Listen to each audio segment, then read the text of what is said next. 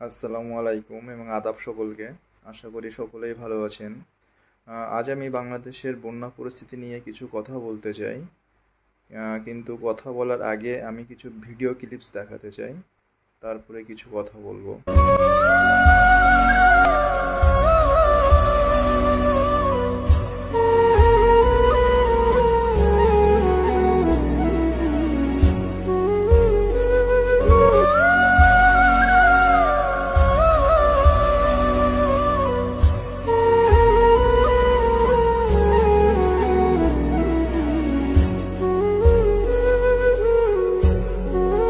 আমার ঘর বাড়ি ভাসাইয়া নিল নিষ্ঠুরে বন্যায়।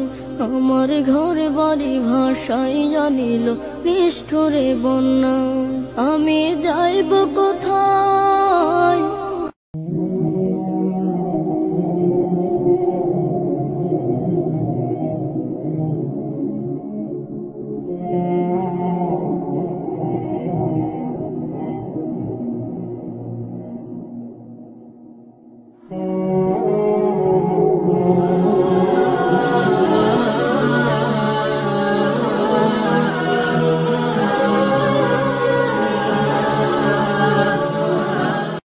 সকলের জন্য দোয়া করবেন। সবাই সবাইকে মাফ করে দিবেন আল্লাহর হস্তে।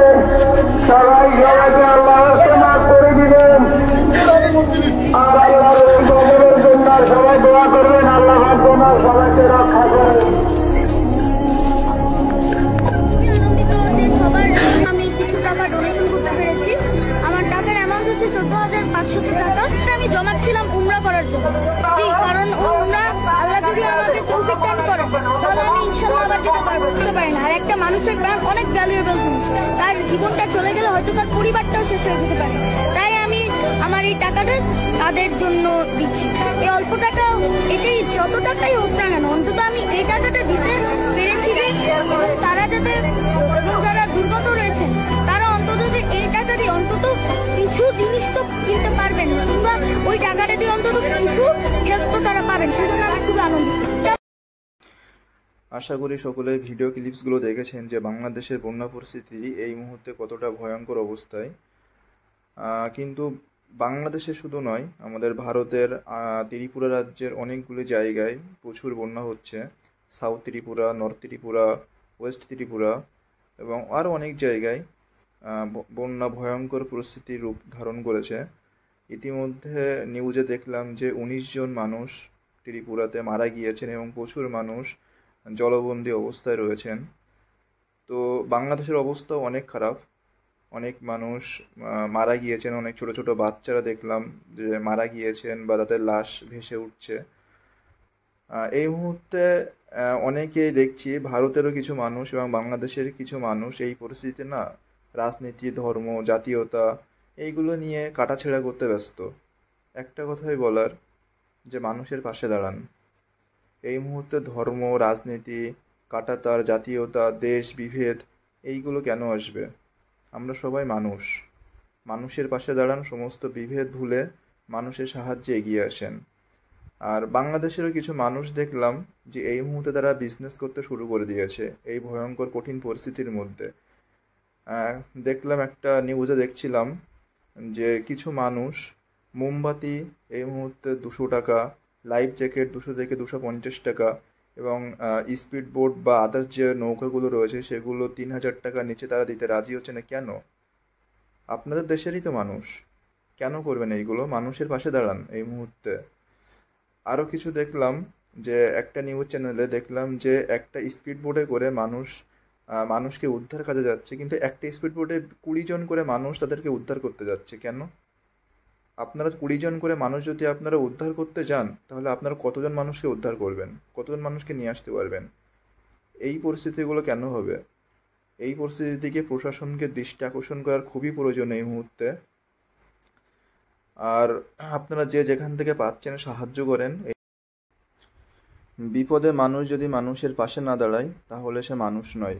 যখন প্রাকৃতিক দুর্যোগ নেমে আসে তখন কোনো ধর্ম, রাজনীতি, কোনো বর্ণ দেখে আসে না। তখন প্রতিটা মানুষের উপরেই, প্রকৃতির উপরেই নেমে আসে প্রাকৃতিক দুর্যোগ। সুতরাং আপনারা যে যেভাবে কাজ করছেন আপনারা সকলেই সবার পাশে দাঁড়ান, কোনো ধর্ম না দেখে, কোনো বিভেদ না করে সকলে সবার কাছে সাহায্য করে এগিয়ে চলেন। বাংলাদেশে অনেক স্বেচ্ছাসেবক সংস্থা, আস সুন্নাহ ফাউন্ডেশন বা বিভিন্ন ইউনিভার্সিটি, বিভিন্ন ছাত্রছাত্রী আপনারা যেভাবে কাজ করে যাচ্ছেন, সকলকে ধন্যবাদ। আরও একটা কথা বলার, আমাদের ভারত থেকে যারা বন্যার পরিস্থিতি দেখছেন বা যাদের অনেক কষ্ট হচ্ছে ভিডিওগুলো দেখে, হয়তো আপনারা অনেকেই চাইছেন যে যদি তাদের পাশে কোনো রকমভাবে সাহায্য করা যায় বা তাদের পাশে দাঁড়ানো যায়, কিন্তু সেটা একটা ভিন্ন দেশ, হয়তো আপনারা সেইভাবে কোনো সুযোগ পাচ্ছেন না তাদের পাশে দাঁড়ানোর জন্য। তো যদি কেউ এরকম আপনারা তাদের পাশে দাঁড়াতে চান বা তাদেরকে সাহায্য করতে চান, আমার সাথে যোগাযোগ করতে পারেন বা আমার কমেন্ট বক্সে জানাতে পারেন। আমি আপনাদের সাহায্য বা আপনাদের অনুদান আমি সঠিক জায়গায় পৌঁছে দেবো। আমার ইউনিভার্সিটির, আমার পূর্বের ইউনিভার্সিটির অনেক টিচার বা শিক্ষক সমিতি এবং অনেক বন্ধুরা মিলে একটা অনুদান ফান্ড তারা গঠন করেছে। তো আমি সেখানে আমার প্রফেসর বা আমার সুপারভাইজার টিচারদের কাছে আমি আপনাদের সেই অনুদানগুলো পৌঁছে দেব এবং সঠিকভাবে পৌঁছে দেব এবং সমস্ত সঠিক তথ্য প্রমাণ আপনাদের সামনে তুলে ধরবো। যদি কেউ চান, এটা কোনো বাধ্যবাধকতা নয়, কারণ সেটা একটা ভিন্ন দেশ। যদি আপনারা কেউ চান তো অবশ্যই যোগাযোগ করতে পারেন আমার সাথে, আমি আপনাদের অনুদান সঠিকভাবে পৌঁছে দেওয়ার চেষ্টা করব। তো সকলেই ভালো থাকুন, সুস্থ থাকুন, আর উপর আল্লাহর কাছে, আল্লাহ পাকের কাছে আপনারা সবাই দোয়া বা প্রার্থনা করুন যে প্রাকৃতিক দুর্যোগ খুব তাড়াতাড়ি দূর হয়ে যাক। ধন্যবাদ সকলকে, ভালো থাকবেন সকলে।